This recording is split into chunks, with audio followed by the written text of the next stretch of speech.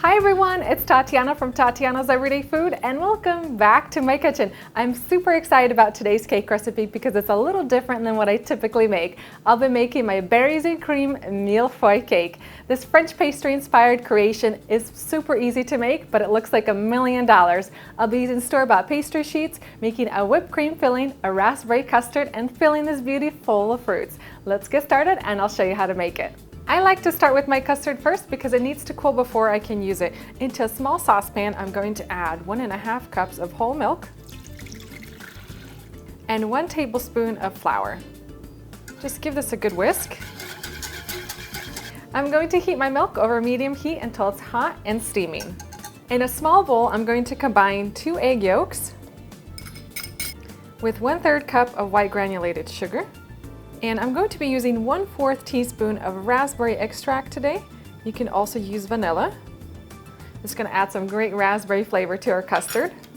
And use my whisk to whisk this all together until I have a smooth and pale mixture. You want this mixture to be pale and smooth and ribbon off of your whisk. To thicken my custard, I'm going to be using 2 tablespoons of cornstarch.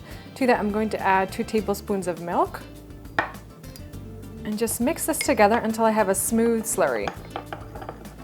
I'm going to add the slurry directly into my egg and sugar mixture. Just pour that in and give it a good whisk. My milk is heated, steaming hot, and I'm going to slowly add it into my mixture. Add a little bit at a time and give this a vigorous whisk after each addition. I'm going to pour my custard mixture back into my saucepan. And now it's time to stir, stir, stir. And I'm using a large flat spatula to scrape along the bottom of the pan so that my custard doesn't burn. I'm cooking this over medium heat and it takes about 3 to 4 minutes for the custard to reach the right consistency. Go to transfer my custard back into my mixing bowl. As your custard is cooking, it might develop a few clumps. If that happens, just grab a whisk and give it a vigorous stir so you have a smooth custard. And now my custard is ready to cool. I'm going to drop some plastic wrap over the top. You want to make sure that it touches the surface of the custard so you don't have a film forming on the top. And this needs to go into the refrigerator until it's completely cooled. And if you're in a hurry, the freezer will also work. And now it's time for my puff pastry layers. I've thawed out 4 sheets of store-bought puff pastry. I'm just going to unfold them gently. Going to grab an 8-inch plate, drop that over the top, grab a little paring knife, and cut out my layer. Next, I'm going to grab my fork and pierce the top of the layer all over it. I want to keep my puff pastry sheet flat while it bakes in the oven. And then I'm going to transfer this onto my baking sheet lined with parchment paper.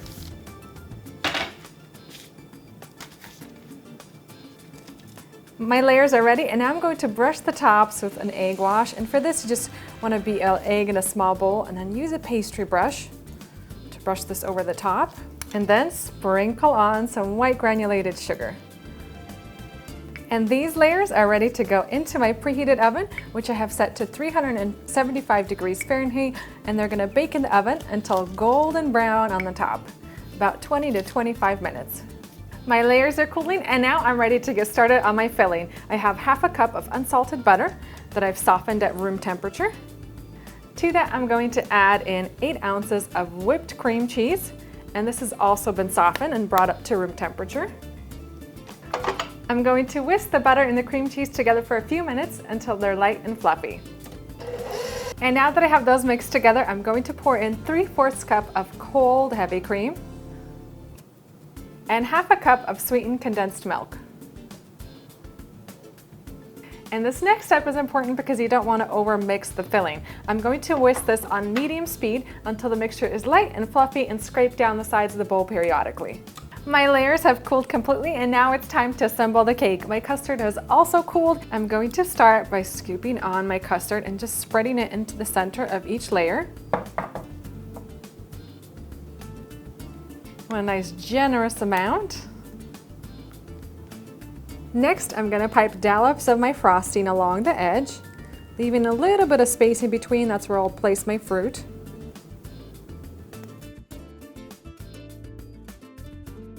And then add my raspberries.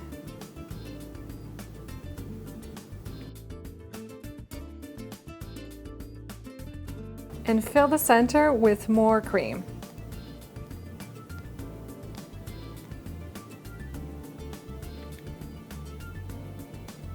And add on my second layer. Just gently place it on top, give it a really gentle push, and repeat the same process for the second layer.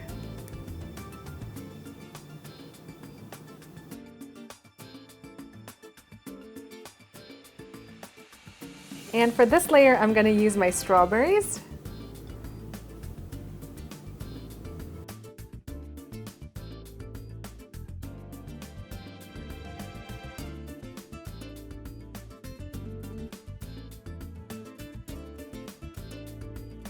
And now for my last layer, just drop it on there.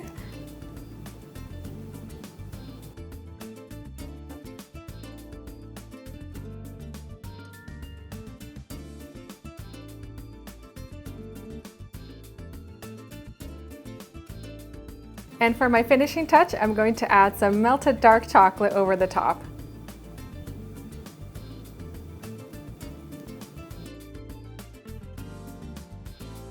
And that's it, guys, for my berries and cream Mille Feuille cake. And I do apologize if I mispronounced that name. The French language can be so tricky. And now it's time to dig in and enjoy this cake. And again, if you're making it at home, leave it in the fridge for at least 6 hours or overnight to allow all those flavors and the layers to come together. This cake is seriously good. Definitely a top contender on my all-time favorite list. I just love all the flavors here. You get that buttery, flaky pastry sheet combined with that creamy whipped cream filling, raspberry custard, lots of fresh fruit on the inside. You cannot ask for a better cake. If you're looking for a spectacular over-the-top cake for your next special occasion, make sure to give this berries and cream Mille Feuille cake a try. It's not too sweet, and I guarantee you everybody is going to love it. I hope you guys have enjoyed this video recipe, and I'll see you next time.